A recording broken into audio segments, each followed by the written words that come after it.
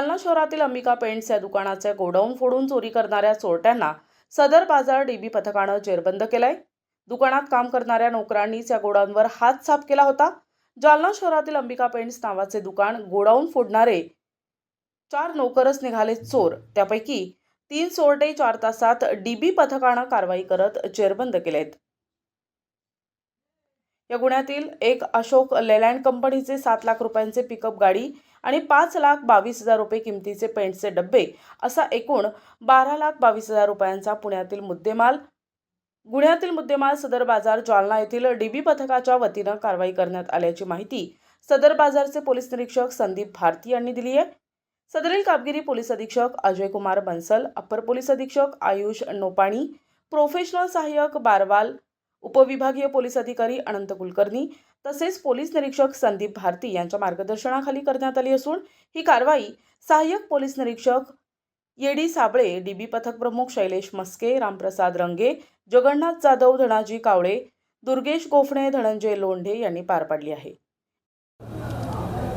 Police station सदर बाजार येथे फिर्यादी नामे राकेश मेहता यांनी तक्रार दिली होती की त्यांच्या अंबिका पेंट्स या दुकानामधून चोरी झालेली आहे। तशी तक्रार आल्याने डीबी पथकातील शैलेश मस्के पोलीस उपनिरीक्षक आणि त्याच्यासोबतची सर्व टीम यांनी गोपनीय माहितीदार आणि टेक्निकल टीमच्या ॲनालिसिसनुसार काही आरोपी ताब्यात घेतले आणि त्यांच्याकडून गेलेला सर्व मुद्देमाल आणि तो मुद्देमाल गुन्ह्यामध्ये वापरलेलं वाहन असा एकूण 12,22,000चा मुद्देमाल जप्त केलेला आहे। माल जप्त कुठून केलेला आहे?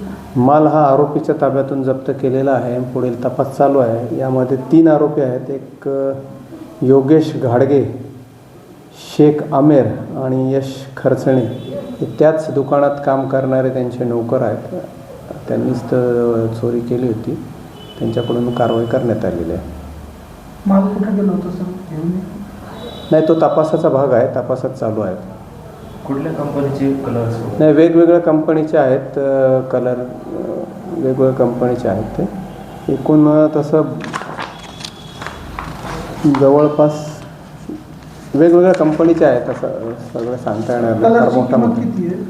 कलरची किंमत आहे बघा एकूण 5,22,000 रुपये। गाडीची किंमत? गाडीची किंमत जवळपास 7 लाख रुपये। NTV news Marathi, Jalna.